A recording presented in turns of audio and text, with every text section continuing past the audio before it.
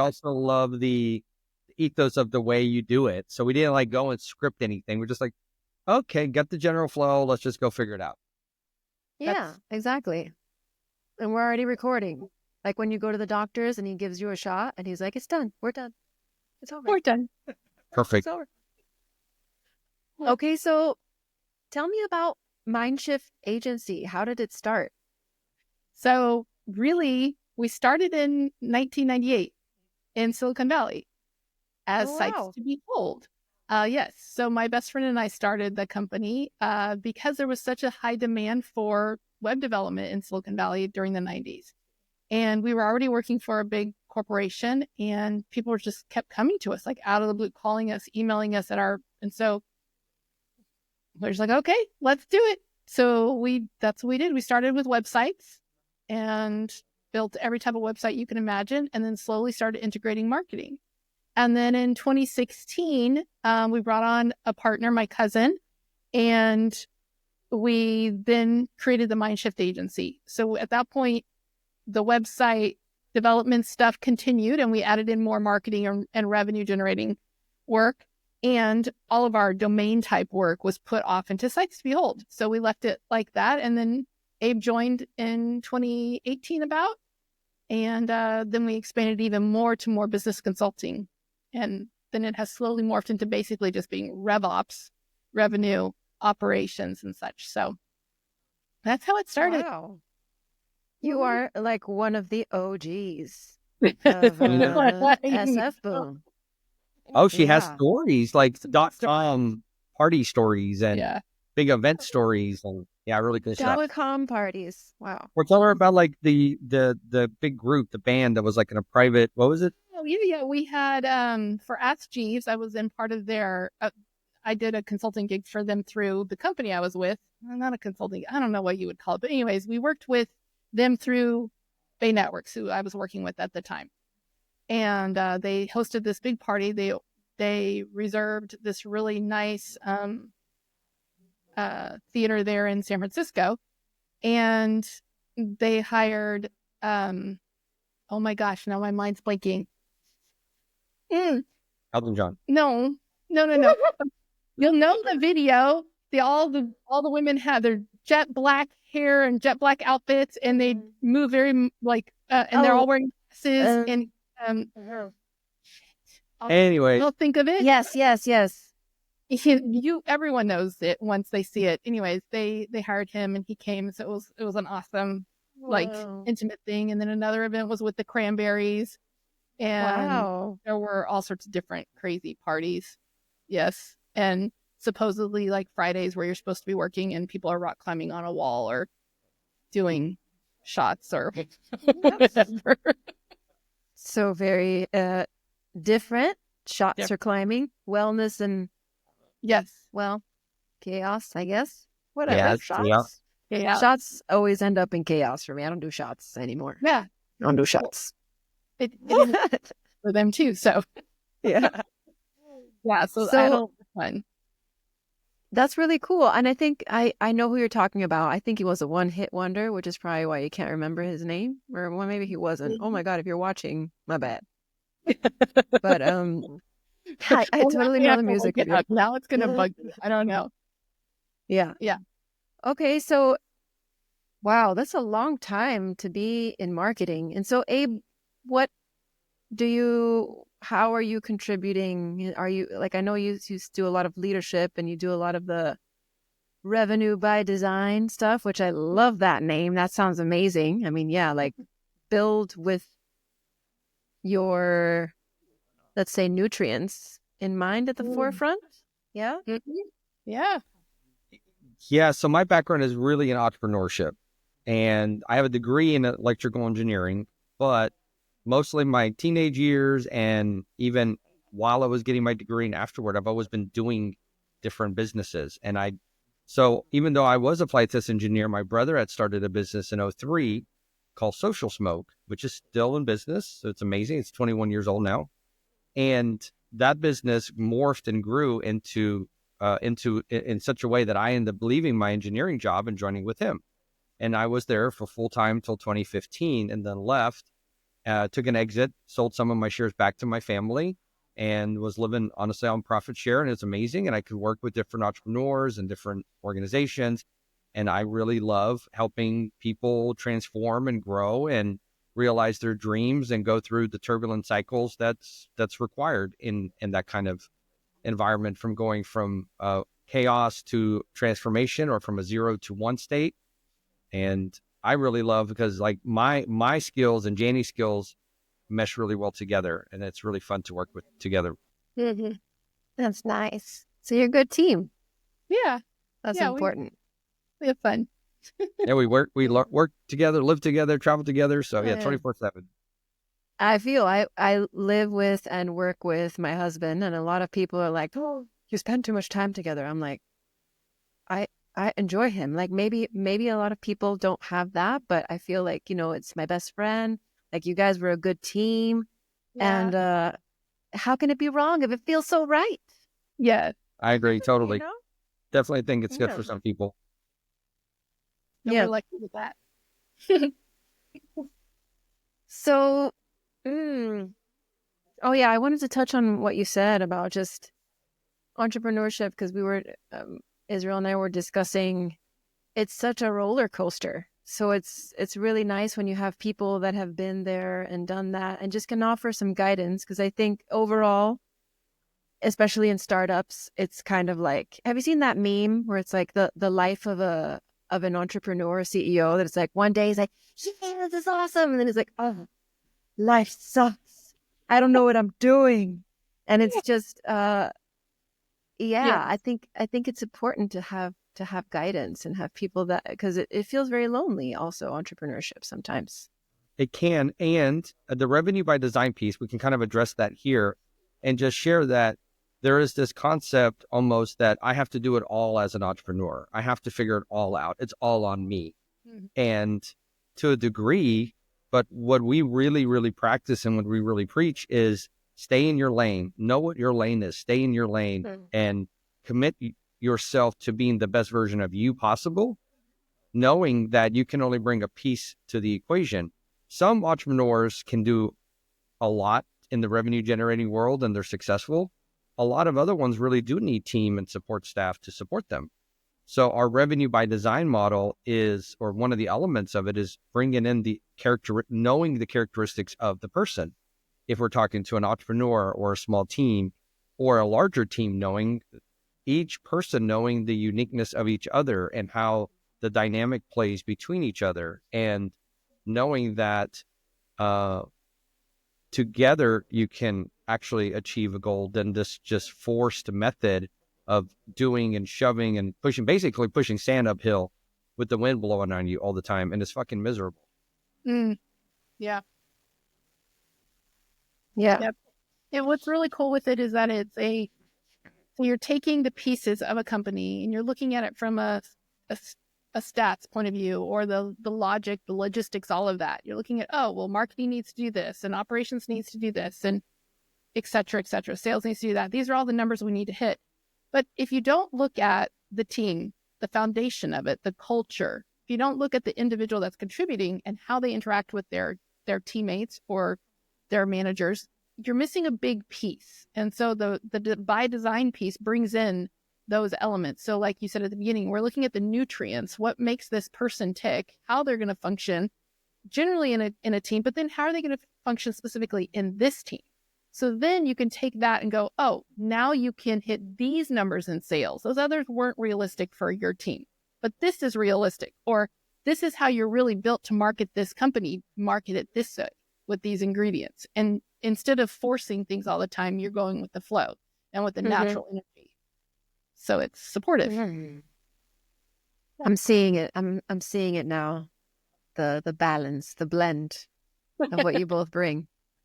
Yeah. I think it's really important these days, especially because, I mean, you're talking about teams. And the first thing that I think about when I think about business and teams is a corporate environment, or an environment where like it's a very large company that has X amount of, like, I don't know, anywhere from 50 plus people on the team. But it could be something very small too. It could be like a 5-person or a 10-person team. Exactly. But anyway, my point is there's a lot of emphasis on redefining the way we work as teams and what that means, and moving away from like, you know, the boss to the leader and what it means to be a leader. And retreats can play a big part in helping people just be in a different environment and experience each other in a very human way, which a lot of times we forget when we're doing the functional stuff. So how does it work with retreats, the work that you do? It's supportive completely, because when you have a team, so when they go through our program, sometimes it's the first time they're really hearing this recognition of themselves, the individual is, or they're actually the first time that someone is seeing in them what they know about themselves, but is hidden to others. So there's these aha moments that happen between the team, and everyone's like, oh, well, now that I know that about you, I can treat you differently like this. But it's still in that environment of work, still in that day to day. We all have our roles. There's still that hierarchy and all of that. You get to a retreat, and those that choose to peel off the layers and allow themselves to be seen in a different way and share. And so now they not only know how to communicate with each other in the best way possible so that the other hears them, they also know to respect each other's energy in a different way. And they know what they're each innately designed with their own strengths and where they can pick up the slack for someone else. And so when they have that time, that collaborative time in a retreat where it's more relaxed, there's maybe excursions going on, they get to see their manager sitting next to them in a breathwork ceremonies, you know, struggling right along with them on how to do rhythmic breathing. And they're like, this is all new to everyone. No one's the expert there. You know, let's just say no one's the expert. It's all new for everyone. But they're just exploring new things together. So at this last retreat we did, only one person besides Abe and I had done a cacao ceremony. So there was a lot of fear from people. And we're like, it's just chocolate. Really, it's just chocolate, people. But they were like, but what is it? It's chocolate. Just chocolate. It's chocolate. It's water. It's really, but it was new to them. This whole ceremony or this shaman, like, oh, this is so out of their comfort zone. And this retreat was very much around wellness, around connecting the individual to the integration of themselves. It was definitely a more holistic woo-woo type of experience than some of the others. But it's good to see that, because we had one gentleman that was a little put off by the whole thing, went very much against his religious beliefs to be in a hut with different different idols that he thought as idols around the room, or that we're doing this ceremony around chocolate. So it's a way to stretch. And so we each get the opportunity to see the other in a different way and play in the vulnerability of life versus a face that we put on when we're in an office, in a corporate environment. Yeah. On the topic of fear, since you mentioned fear, I was going to ask you, I mean, like I was saying before, there's this hierarchy that has been implemented in like a team. It's like someone that is your manager, right? They need to keep up this authority figure. And so when you put somebody in an environment where they're all equals, do you find that there's a lot of resistance to like, no, I need to maintain that I am not, that I am on a different level kind of a thing? Because I do think that would make the world a better place if we just realize our place within it all instead of like this. But do you find any resistance to that? Depends on the people. Depends on the organization. Yeah. Yeah, it really depends. What kind of organizations do you work with? Everything. I think people that are most drawn to us and we're more, that are more interested in what we're doing, and they are definitely looking for outside the box thinkers. They're looking for innovation. They are looking for direct conversations, soft skills, bringing in the soft skill elements. Whatever they are doing is not working. That's why they're looking outside. Now, if someone just wants to run a retreat and just wants to function as an event planner, different conversation. But if we were to be involved with their organization and then all of a sudden we decide to do a retreat, that's a different journey. That's a different customer journey, right? Very curated at that point. It would be, it would be curated. What are these people? Where is their threshold for vulnerability? Where is their threshold for risk? Where do they really accept who they are? And so those are all different conversations we would have. Plus, when we plan a retreat for someone else, we're looking at what are their goals and needs and desires, and then how do we support that, either just as the hosts and setting it up, the planners, or as people integrating and bringing services. And yet when it's just us and we're hosting the retreat, then we get to play more and bring in the elements that we choose that we feel would be supportive of whoever is coming to the retreat. Yeah. Wow. So you have 3 avenues, if I'm understanding correctly. You have like the retreats that you create, the clients that you work with that maybe eventually it turns into a retreat, and then people that you just plan for. Mm-hmm. So what is the planning? How does that work? Can anybody just come to you and say, hey, help me plan a retreat? Or is it a specific audience? Yeah, technically, yes. Anyone could come to us. Are they going to find us that? Oh, we don't market for that. So, but if they were referred to us, yes, anyone could, because we could set it up for that way. We tend to be in the smaller groups, not the hundreds of people, but the smaller, more intimate groups. We could help with the capacity to larger, but right now that's not something we focused on. So yes, that we could help them in any way and plan that event the way that they desire it to be. I'll add to the different thing about the way Janie and I live life. We respond to life. So while we will have a vision of the way we enjoy to experience life, we are not so rigid on our vision that we won't say yes to something that is an obvious yes for us at the time. Does that make sense? Mm-hmm. So Yeah. there's some people that there's an idea of you have to be really niched and focused and you have to say a certain thing and exclude everybody else. And that's not the way we function. Maybe it's better for them because financially they can prove that they made more money that way. And yet that's not our only metric of success for us. So we've done things that mentally, logically, as an engineer, I would have flow charted and say we had to do, we didn't do, or vice versa. And yet it was ultimately the right decision for us. So we particularly are very much in the flow and very much surrendered to what's next and what's coming up next. And so to answer your question, like if somebody reaches out to us and they say, we have 10,000 people, can you help us? And we're responding yes to it. And we have conversations, oh, it's a yes, then we'll figure it out. And if it's someone says, hey, it's just going to be 5 people, can we do that?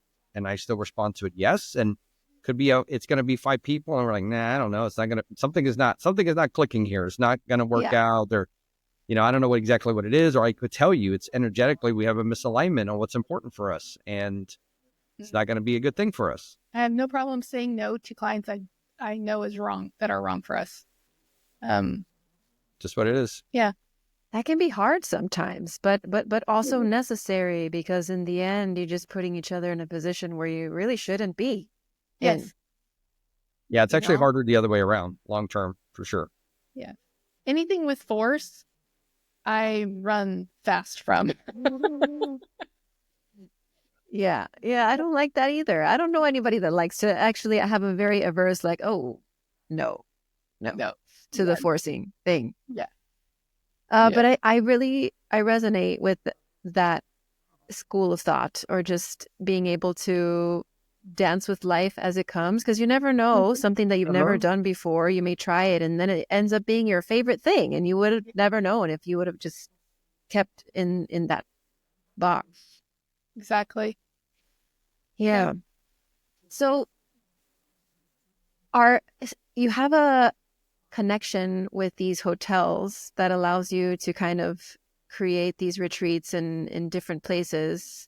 Can we talk a little bit about that? Like, Sure. It's in Mexico, and then what are the other locations? Caribbean. So there's Dominican Republic, Jamaica, then Costa Rica, Jamaica. St. Thomas. Costa Rica is not part of Caribbean, but there's a few areas in the Caribbean, and then down in Central America, there's Costa Rica, Panama, Morocco. Is that right? I don't know. Something like Curacao? Sure. No, I'd have to look. No? keep going. Mediterranean. No, Okay. I'm thinking. I know. We're not moving on. Oh, okay, yeah, and then the Mediterranean, and like Madeira, and then I think they're called the Canary Islands, right? Mhm. That's not part of the Mediterranean, but so that they're all over, and they're now expanding also into some in the States that are the same Okay. level of quality and experience and such. So that's pretty excited for those to come on this next year. Yeah. Yeah, especially, I mean, if a lot of people are local, lots of the people that I've been chatting with recommend that have been doing retreats for years recommend, locally is the easiest. So if you have a place where you can go locally just for like, I don't know, like a day retreat. Oh, sure. Of course. Yeah. Mm-hmm. Yeah. And so, That's assuming that their clientele is local. Otherwise, what's Yeah. local mean now when true. so much of the coaching is online anyways? So Mm. yeah, totally. But yeah, obviously if it's a 1 day thing, you definitely would try to be more local to them, or maybe go more where your customers are at. Mm-hmm. The coach or the person, the host would go closer to their customers. That would make sense. Well, I can give you Yeah. an example with this because I'm currently planning one for a coach, and she wants to stay within a certain budget, like $600 to $700 a person for a 4-night. 4-night experience, everything covered, and except for travel. I mean, airfare. And so we were looking, and so the same quality in the States is nowhere near that budget. Yeah. Like we go to an all-inclusive, like there's one in Dominican Republic I was just looking at, which would be a phenomenal experience for them. And there's a bunch in Mexico, all over the coast.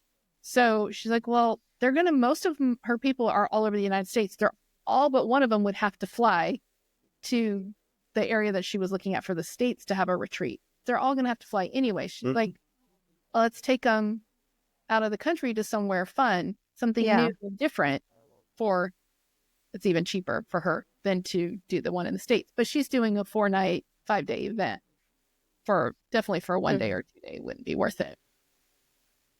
That's really cool. So I was talking to someone else about offerings. Like especially with coaches, because I know you guys work a lot with coaches. And in the marketing industry, we know we have to have our email list and the funnels and the freebie and the landing page. And then you have like the small offering, and then you have the course. And so all of those, the book.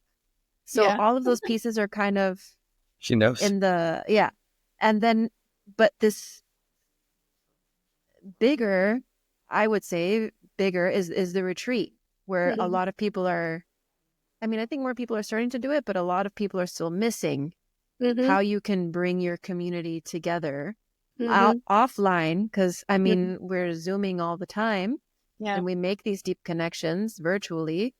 And then it's natural that this desire to like, oh, I want to meet you in person. I want to share the space with you. And well, you guys can tell me but it's completely different, the experience once they see each other off screen, right? Oh gosh, yeah. Oh my gosh, absolutely. There's What is it like? Like when they first see each other? Yeah. It's also kind of odd, like, right? It's your first time to physically see someone, yet I think the brain's like, but I haven't really been with this person yet, but you have been with this person. So there's that, for me anyways. I think it's really amazing. People are really desiring for connection. Humans desire connection. And what better place to connect than that's the purpose of us being together. And it's not 2 hours. It's not just a dinner. It's a bit of living together for just a little bit, right? Just a little bit. And seeing someone in that little conversation you have while you're passing, getting coffee or having a snack with someone, they're super valuable. They're super valuable. I think it's just the opportunity to be with another person for a little bit of time and to enjoy a nice place with a swimming pool or a hammock or being at the beach. That in and of itself is amazing and has so much value beyond just running through a program that an event might put together. Yeah. Oh, we were talking about that too. Also, it's important to have space in the program. 100%. We love our retreat idea because there are individuals that have actual retreat centers, and that's amazing. That's beyond something that Janie and I have always talked about one day owning a boutique hotel. And in our boutique hotel, we would be able to do events also. Yeah.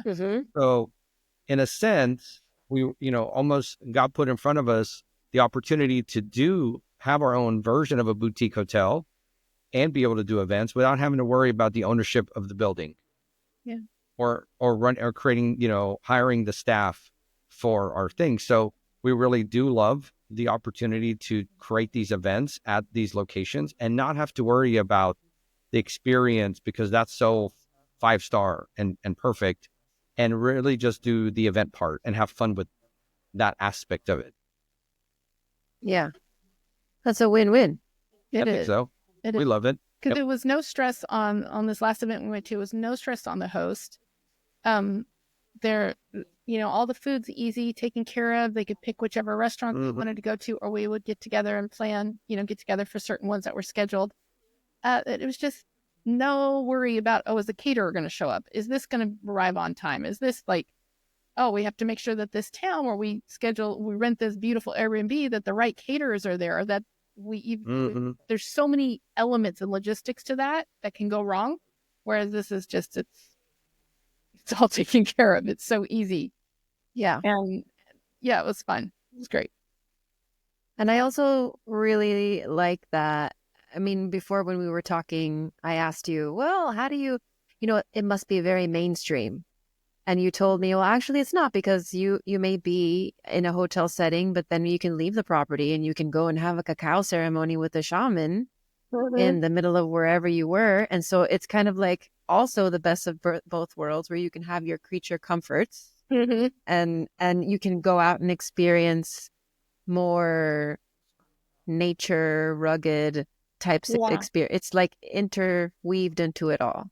100%. Yeah. There's no, and in this case, again, we don't own the hotel. So there is no pressure on our part to make sure that our particular client comes to our particular hotel. Doesn't matter. It's what is it the experience that you desire to create, and which of these basically 100+ properties match the experience you're looking to create. And that could be on 1 week, it could be in Huatulco, Mexico, and the next week could be in the Canary Islands. And that's cool for Janie and I, because we love being able to flow and adventure, as we're digital nomads already anyways. And so for us, it's much better than actually living on site in a boutique hotel and just being in one spot, because then we would be tethered to our location for a very, very long time, as you can imagine. Yeah. And so it actually suits our style of being able to roam around very easily. And it goes back to what you said about the comfort. So when you're taking people and your goal, your outcome for them at this experience, this retreat, such in the case of this last one, was to take them a little into their uncomfortableness, take them out of their comfort zone, and yet they're spending money. This is also their vacation time. And there's time where you need to integrate what you're learning. So they loved that they were in this really beautiful resort, that they were taken care of, that they all had ocean view rooms, and they were really luxurious and nice, and they could go down to the preferred area and get their drinks however they wanted, or their coffees. And so it was the creature comforts at a level higher, because it's 4 or 5-star hotels, resorts.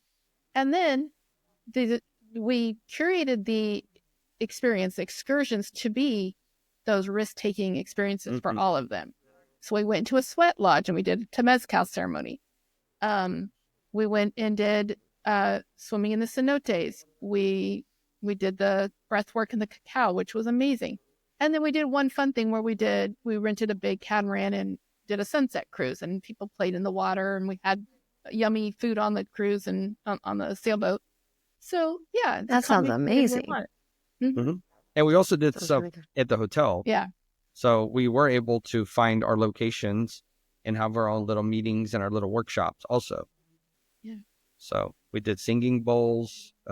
We did a workout by the beach, like literally on the water, or by the water. It's really cool. Yeah. It sounds amazing. And how does it work with you? Did you co-host this one? Sort of. Or was it just... Sort of co-hosted. It didn't start that way. It was supposed to be just us helping plan it. And then Okay. about 3 or 4 months ago, it became more of, how are you going to help me with this? Let's do this together. What do you think about this? And it was beautiful. It worked out great. So I did some human design with with everyone.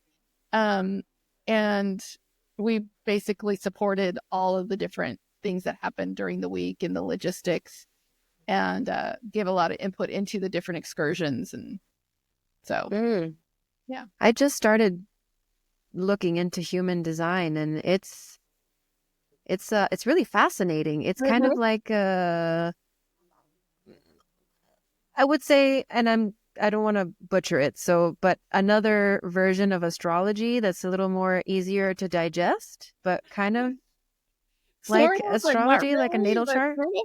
So Yeah. it's really nothing about astrology, and yet people assume it is because it's on your birth time and birth date and location that it's determined. It's actually more quantum mechanics, quantum physics, astronomy, the I Ching, the chakra system, a whole bunch of stuff like that. Oh, really? The I Ching. Blueprint of you. It is literally the cheat codes, the DNA of who you are, and the user manual. And when you use that with people, which is what we did a lot of our business stuff in our retreats, is people get connected with who they are. Yes. Oh my God. When I first found, well, so my husband is how do you say it? He's a seer. He's a projector. Projector. Mm-hmm. And that makes so much sense because he's got the vision and I'm the generator. So I'm like, tell me what to do. Let's go do it. Yeah. Tell me what to do. It's a great combination. You said it accurately too. Yeah. That's a great combination. But I wanted to ask you, what is oh God, I'm looking at my notes here. It's BG5. That's the business side of human design. So yes. So and one of our partners is the person who really put the whole curriculum together back, I think, 12 years ago. BG5 is the base group 5. So when you look at a group, it's usually 3 to 5 people. Once you get to 5 people, the group needs to morph, and it becomes another 3 to 5 people or another 3 to 5 people. So it's the energetics that happen in a business on teams. And then as an individual in their career path, it also includes profit potential, how you are uniquely designed to attract money and clients and your audience, and how you are uniquely designed to sell, and what your strengths are within all of that. And so BG5 really focuses on the business side. And then human design brings in the family, the individual, the relationships, the health, psychology, like everything you can imagine. It's all connected. Wow. The cool thing about what Janny does and what our analysts do is that they can talk about the now. So all we need to talk to is somebody who's open-minded. They can be highly skeptical. They can think it's ridiculous. That's fine. But they have to be open-minded. And basically, they will just tell them things that are relevant to them now. And just kind of like you said, like, oh, when I heard that about my husband and me, it's like, perfect, like totally aligned, made sense immediately, right? That's kind of what that experience is like. And then there will be things that you don't know about yourself, but it's spoken in the now. So you could immediately see it, or you could adjust, because we are all conditioned based on work and job and family and all of this stuff, school, to behave a certain way. And so sometimes you get information that's counter to the way you're currently living, because you're living along that conditioning. And so some of the coaching is to get you back into being yourself. And that's the cool part about what the analysts do, is it's so impactful right now, today. Like, you can learn stuff that would drastically change your relationship, with yourself, with your spouse, with your kids, with your team members today. Yeah. Do you also work with people these people who want to plan retreats with you? Do you incorporate these things into how they're going to plan the retreat, or how they're going to make the retreat successful and profitable? Yeah. Ideally, yes, 100%. For example, let's say you're a sacral generator, you're a pure sacral generator. When Janny would be, or we would be working with you to plan your retreat, it's going to be yes, no questions. I'll give you something to respond to in the moment, and watch your body language and ask you yes or no questions and work with you that way. If you're someone that needs to ride their emotional wave for clarity, like this one, then he's a manifesting generator and I'm a generator, then I will give the time. Okay, go sleep on it. Don't make a decision right now. You're really excited about this, and go sleep on it. Come back to me when you have clarity. And you can wait with that. And then there's others who need to talk it out. And they need to talk it out not just one time, but a couple of different times with different people and in different environments so that they hear the truth in their own voice.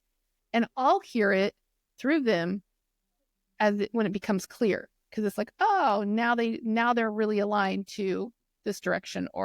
And I do it with branding, I do it with marketing, everything in life, use it all the time. Speaking of marketing, do you add an element of that into what you share with people or people that you're planning with, coaches that you're working with? Is marketing a part of the planning? It can be. We did with this last one. And it just depends on the company. Again, it's all curated to what they desire and what they're already doing in their marketing, what their plans are. So, yeah. I tell you a different way. We always show up 100%. So it just always depends on what the person that we're talking with, what they are required from us, and we deliver it. Mm-hmm. Well, he says it all the time. We put all the Legos on the table. These are all of our Lego pieces. Pick and choose what you want and build your little thing, your car, your house, whatever. Build your little Lego guy, and that's what we bring to it. That's what really Revenue by Design is also. It's like we bring all of the pieces: strategic, operational, tactical, marketing, branding, team dynamics. It's everything possible that we know how to do to help an organization or a person create revenue. Mm-hmm. So it's not just like we only do branding, because sometimes, imagine a world where someone walks up to me and says, I need a new logo. Like, okay, but without asking why, I help them create a new logo. And it really is just trash because it doesn't, like if I was to go 3 questions more, I'd find out you don't need a new logo. You need maybe focus on messaging. Yeah. You don't need it. That's probably not your logo. The problem is you don't even know who you're talking to and you're not clear in that. So don't pay me for the logo. You need messaging. I sleep better at night knowing that I was helping them ultimately to their goal. Sometimes I guess some people don't like that, honestly, because they really think they just need the logo or they just need a new website or they need a business card. Yeah. But that's dumb. Ultimately, it's dumb. It doesn't work.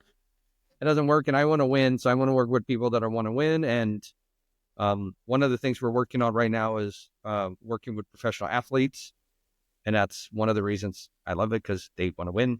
Yeah. Obviously, they're a group of people that literally have put their body on the line to win, and I find them much more open to conversation about things that they don't know about and things that they're scared about because they're so willing to put it all out there and be the best version of themselves possible. Mm-hmm.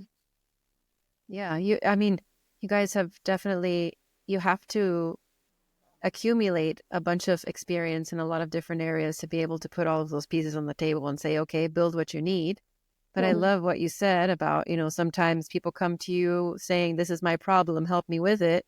And then you look a little bit behind and you're like, I think your problem is something else. And it's sometimes very difficult for us to accept, especially, if we think we know what is right for us. But being able to, I think that's an issue with a lot of us, the messaging specifically.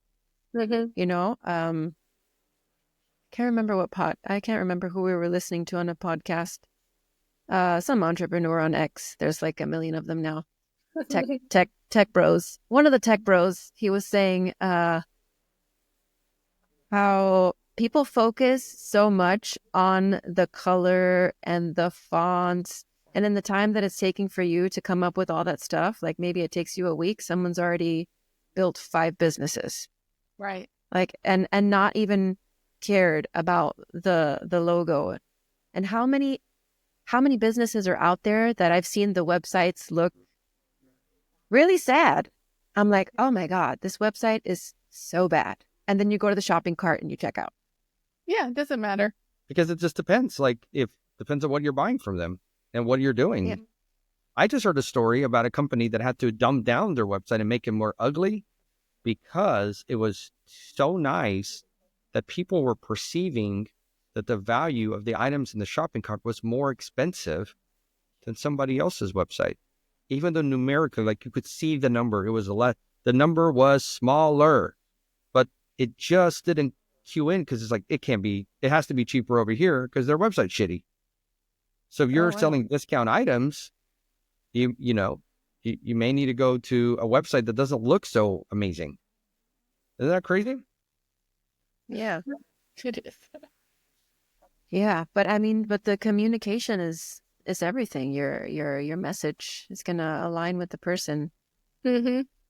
Well, it's approaching life from a place of I'm not sure and I don't know, and let's figure it out. Yeah. That's blinding. Because and I think it's usually entrepreneurs that have not had a lot of success, or they're not very experienced, that they're very dead set on their own way. And some that are more experienced are open to listening to other people's perspectives because they know what they're really good at, and that's why they're not trying to be the smartest person in the room. Mm. And they've messed up so much that they're just like, okay, you try it. You take the wheel. Yeah, let's try some stuff. Let's take it more, experimental, data-based approach. And of course, go with some hunches if that's a thing. But it's a balance. It just takes some experience. It takes time, and nobody's figured it all out for sure. I know Elon Musk might have. I'm not quite at Elon Musk's net worth, but we got a long ways to go. He's the richest man in the world, apparently. Crazy. I didn't know that. In the world. He's pretty amazing in what he's done. Crazy. Yeah. Crazy. So when you think about people who are leading retreats, like what the biggest pain point is marketing. Yeah. And I would say that behind the marketing, because marketing is very vague, is the messaging. Mm-hmm. So what advice would you give to these retreat leaders that are really trying to hone in on their message? So I would start with their design. So if you're looking at a solo entrepreneur that is the leader doing this retreat, and even if it's a group of people hosting the retreat, but let's just say it's one person, I'm going to look at their design and analyze really what are they here to bring to the world? What is the message they really are energetically aligned with? They might say that they're selling apples, but their whole energy is about selling bananas. And if they keep trying to push apples, it's not going to be successful no matter their messaging. It won't matter. Yep. They are built to sell bananas. And they're built to sell bananas to the single moms age 40 to 50 that identify with this type of lifestyle and da-da-da-da-da. Like, we can look at it in that direction. And also just look at their strengths and look at their, once we understand their demographic, then we can look at what are the main fears and pain points of that demographic. I personally don't believe in messaging and marketing that talks to the pain point. I'm very much the opposite. What is the outcome? What is the heaven you're going to get out of this? People know their pain point. Everyone does. They're all looking for what is missing. I'm feeling FOMO. They have it. I want it. How do they get to that heaven? Whatever it is, whether it's feeling value and worth, whether it's certainty, whether it's inspiration, whether it's knowing what their role is in life. All of these things can come to play. And once you can put these pieces together for someone in their messaging, then it can click. And you can play with it and trial and error until you get the correct, like you just nail it at that point. But it takes time. It takes testing. It does take time. Yeah. It takes time. Mm-hmm. I'm just feeling into my own, like, it does take time. Yeah. And sometimes things don't click right away. I mean, I remember so many times where, like, just a tagline, you're like, yeah, this is the tagline, this is it. No, it's great. And then the next week you look at this is terrible. This is not what I do at all. And you get insights along the way. Yeah, for sure. That's funny. It requires patience. I think messaging and creating the right message takes patience. And in my opinion, it takes a lot of trial and error. But my design is about trial and error. So that's how I see things. For people who choose to run fast and just go with the first thing that comes to their mind, that might work for them if that's what their design supports and they have the energetic alignment with that. For me, it's going to be trial and error, and it's going to be in the moment that I'm going to learn that this is right or this is wrong. It's just the way it is. Oh, actually, I want to share something that one of our team members, one of our friend coaches, his name is AJ. He shared yesterday, and I think it would be very helpful for some of your audience. That in his case, he knows who he is called to serve, 100%. And so for him, that market, that target market, that messaging is something that he's called to. It doesn't bother him if it's going to take him 5 years of journey or 10 years of journey to get quote unquote success in this route, because he's committed to the journey. Yeah. And I think that was a really interesting thing that he shared yesterday, because some people would say, wow, I did a retreat with only 5 people. That's a failure. So it depends on what lens are you looking at. So in his case, he's like, I would be super happy because I'm committed to these type of individuals and I serve 5 souls. And they were drawn to what I'm bringing to the table, and I'm here to serve them, versus just driven by numbers and how to maximize a marketing campaign. So I'm not against numbers at all, but I was just going to share there's another side for some individuals. They may feel that it's a calling and that they're going to commit to the journey of the calling, and it is what it is. Oh, there's like two big, I'm sure more, but 2 big things in there. The first is, I agree with you. And Israel and I have had this conversation that, would you be doing what you're doing 50 years from now? And he's just like, gosh, 50 years is a long time. But when you think about it like that, it's like, okay, maybe no, maybe I wouldn't, if I was successful doing it, maybe. But like, is your heart in it? Is the holistic piece of you all in on whatever that is? And if the answer is yes, then the second thing is, are you willing to take the journey? Are you willing to go through the ups and downs? Because like you said, if your heart is into it, you may look at those 5 souls and be like, okay, I did my job. I did what I wanted to do. But the other side of the coin is, I need to sustain this if I want to keep doing it. Yes. So how does the revenue by design come in at that point? When you're with someone that's like, I want to start planning retreats, or I want to start doing retreats. How can we make this financially sustainable? For an individual that's not already financially sustainable, I guess it depends on the model, or depends on the specific clientele. Okay. So give me a very specific example, because you're asking for a specific question. Well,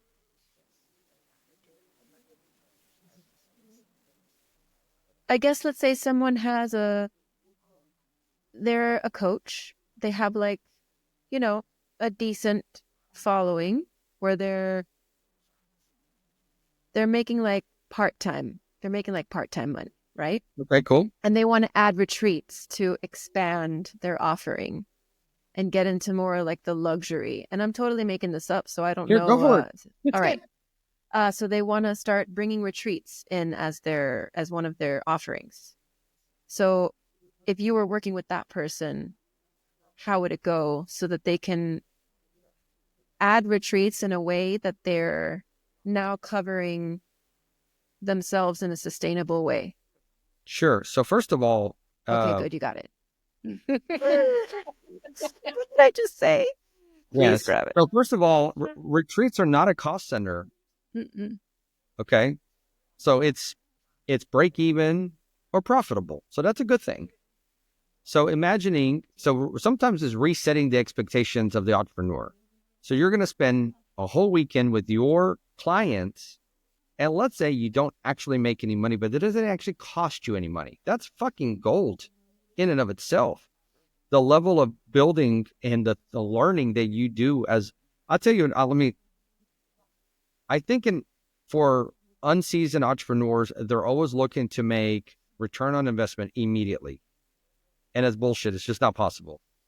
Now, in the college space, they're so happy to go get a 4-year degree and go in 100 or 200K in debt to come out and make, not even enough to pay the debt back for a decade. And that's a normal trajectory. And when it comes down to entrepreneurship, they're thinking, I started a business, I should make money tomorrow, and I'm not willing to do things for free. I'm not willing to lose money. And how are you going to learn? So I think sometimes it's a reset of some of the concepts. Like, first of all, do you know just to open a donut shop, you probably had to go in $80,000 to $120,000 just to have day one of I own a donut shop. It's a lot of money to invest in starting a business. And running a retreat with us, net cost initially is zero because there's no cost initially because there's no event. We're just talking, right? And if you do the event far enough in the future, you're basically pre-selling into the event. Like, can you get 5 or 10 people interested to have a vacation and hang around you and learn your material and be with you for 3 to 4 days?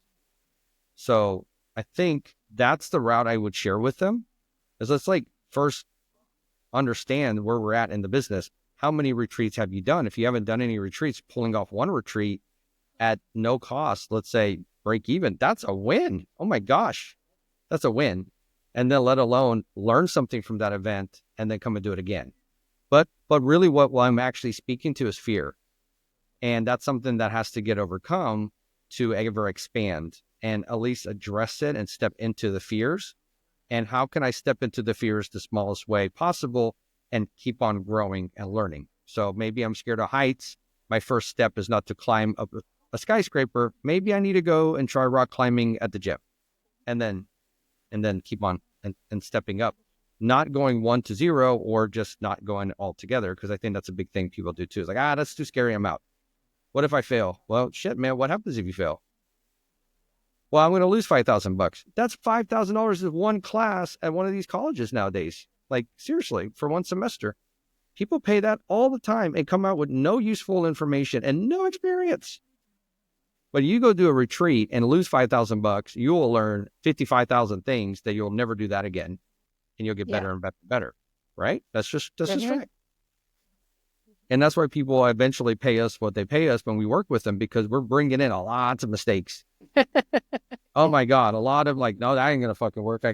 Everything I tell don't do it. And I tell people, like, anything you want to know, like when I tell you not to do something, I have a story. I promise. There's always a story and always a lesson. Mostly my own dumb self doing that stupid lesson. Like, not just learn from somebody else. Like, I actually did it myself. Super stupid. Don't do it. Yeah. But revenue by design really encompasses, we do a process with people. It's a 5-part process. So we really look at a discovery, and then we create a strategy and a blueprint, and we go from there. And then at the end of it, we're optimizing and reassessing so that it's an iterative process. So when we bring in what we do for a client, such as this coach you're talking about, we would go through that discovery. And it's the same process we do for a marketing client, an operations client, a coach, a retreat. It doesn't matter. It's all the same process. We just curate the content piece, the questioning.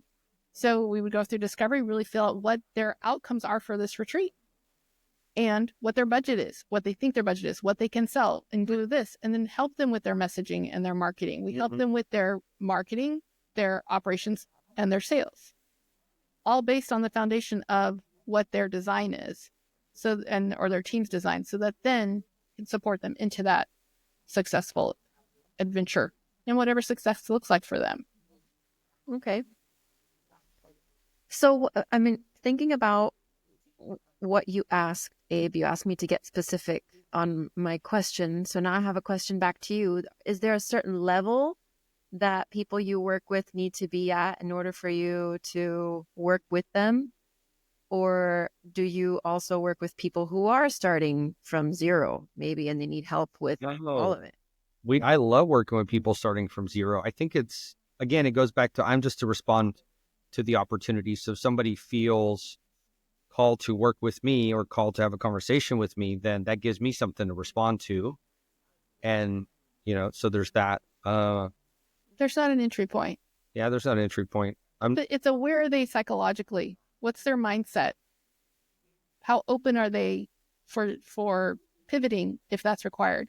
How open are they for coaching? Yeah. Are you coachable?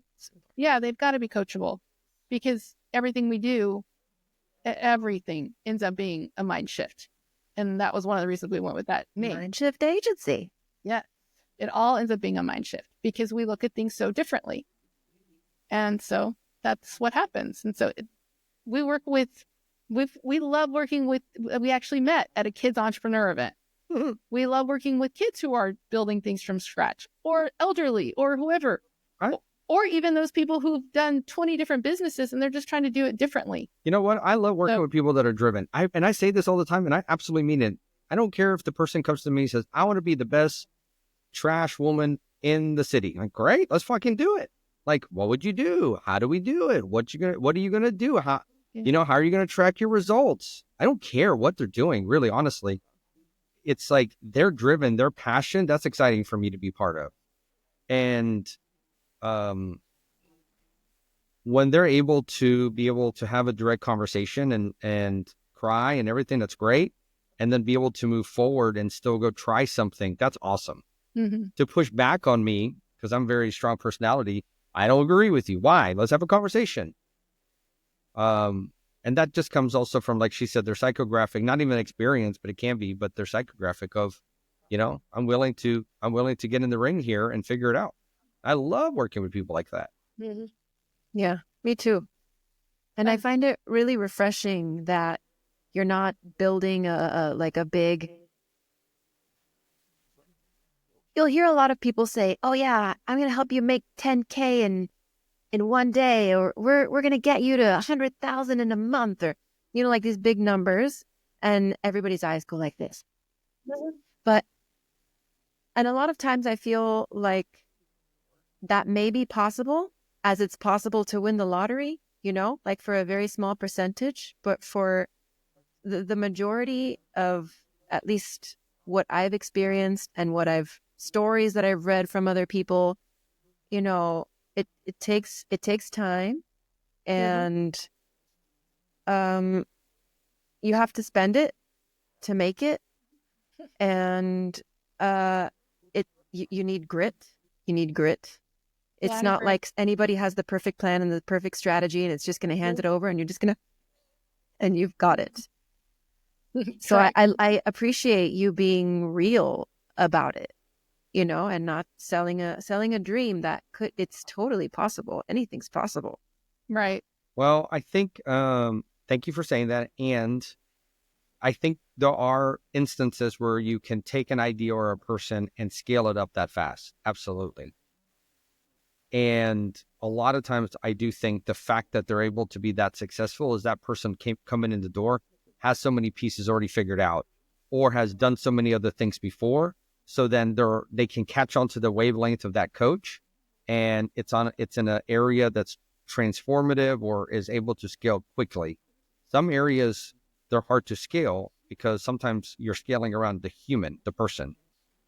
And that person's misalignment or alignment with where they are and energetically is a big factor in whether they're going to be able to get something. A simple example, if I'm going to work with an epic coach for bodybuilding, but he meets me at the gym and he's watching me and I'm lifting weights going, I can't do this. This is too hard. I'm going to blow up my shoulder. My arm's going to fall off. I'm already in an energetic state of, this is impossible. This is super hard. Right? It's very different from working with a former athlete who knows their body can do these things. And then that coach comes in, it's a lot faster to get success. So if I'm willing to work with that coach, it may take me longer. I may go through a longer, more difficult journey energetically, but I can get there. I can get to somewhere amazing. And the journey is so epic for my development, not just the end result of what I feel or look like. Mm-hmm.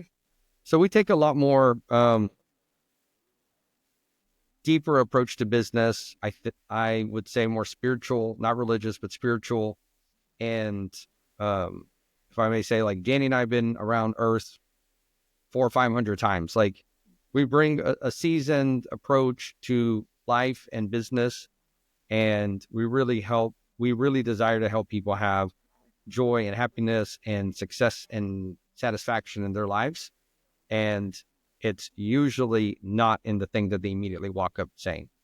And going back full circle, the cool part about retreats is that they're so expansive. It's not a 1-hour Zoom session anymore. It's days worth of integration on the topic that is the one that's part of their journey right now. And we love that it's not our events all the time. It's other coaches' events. So we get to learn too. Yeah. And we get to be part of it. And we're like, oh my God, it's amazing. Did you just see that? I need to know that. And blah, blah, blah. Like this bracelet I'm wearing was not a co-host, but a subject matter expert, if you will, that our last client brought in to help support her event. And so she made these and she did lots of cool parts of the retreat. And I met her, didn't know she was even going to be there. It was amazing. Yeah. Her name is Crystal Carpenter, and really epic. So, yeah, we're just constantly amazed at the kind of individuals we can meet through this process and learn too. Mm-hmm. Yeah, that's always amazing to meet people. Mm-hmm. So what do your retreats? You have your own retreats? We've done smaller retreats where we do a lot of, obviously, the revenue by design model, in the sense of bringing in the design piece, and it depends on what they're looking for. So we can tailor ours to more relationship based or more business based. It really depends on who we're working with. Mm-hmm. That's really cool. And what kind of workshops do you do when you co-host? Gosh, pick a topic. So anywhere from like all of the ways to scale a business, all the different ways of marketing or branding or messaging, or human design, keys, trauma resolution, emotional intelligence, interpersonal dynamics, past life regressions. Like we study so many different things and we work with so many different coaches that would bring in those different elements. So on our own team, we have a coach that specializes in really, it's using the power of your words to design the life you choose to live, that you desire to live. So every word we speak is either life or death. We are creating or we're destroying. So if I say things and I'm in the negative all the time and I'm saying, I don't want to do this, I don't do that, let's not do that, and I'm constantly throwing in negative words, that's just ending any type of development. If I speak in the positive, if I speak in the affirmative way, and I'm creating. So she teaches, and it's a fascinating study. And the more we use it, the more things happen like this, the way we choose them to. And then when we don't use it and go into our unconscious way of speaking, those things happen too. The negative things. So we're constantly creating the life we choose. So she comes in, she brings her expertise. She also has a beautiful way of watching you and studying the way you are interacting with yourself, your body movements, your words, the facial expressions, all of this, and talking to you about any body symptoms you have, signals, and then can help you diagnose what's going on. She doesn't give you the diagnosis in the sense of, oh, you have cancer, or, oh, you might check on kidney stones. No, she might say, where is it you're saying you can't?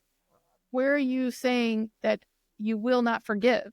Or who do you choose to forgive right now? Or where are some areas that you can say yes to? She approaches it in that way. And so her results it's so fast. She's worked with all of our kids very successfully. She works with us and our clients. And then we have a coach that focuses on trauma resolution, and he's an expert and has been around and really built his practice in the 80s with the AIDS pandemic, or whatever you would epidemic in San Francisco. And he's phenomenal. And then Abe already spoke of AJ, and he does he's shifting his focus, but his in person, when he's on fire, he is on fire, and he is transformative. So he's able to take people in a state of bleh and just pull them up out of the ashes. I mean, in his design, he's the phoenix. Yeah. So he's the sleeping phoenix rising out of the ashes, and he does that with people. It's just breathtaking to watch. Wow. So these are just some of the people we bring in. We have relationship coaches, we have parenting coaches, like all of the above. That's amazing. Yeah, I can't believe when you told me you do so much, it sounds, and you have 7 kids. And I was like, how many? Most of them are adults now, though. Yeah. That's why we got this. Yeah, that's what this is. What's my excuse, though? I have a dog and a cat. They're just as bad. They're like kids. They're just other forms of kids. They're consistent toddlers for the rest of your life. So that's a big deal, too. It's very true. It's very true. Well, wow. Oh, wow. We've been speaking for an hour. I didn't even feel it. I did not feel it. Is there anything else you'd like to share or any message you'd like to put out regarding retreat or retreat planning or anything? Looking at some of the questions you sent in, and you have something? Yeah, I mean, and that was a sacral response right there. Yes. So yes, I do have. I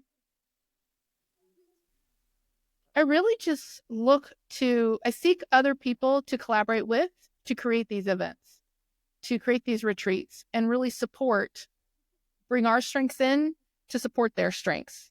And we can each play at that level, so that we're not forcing things in our world that are not our expertise.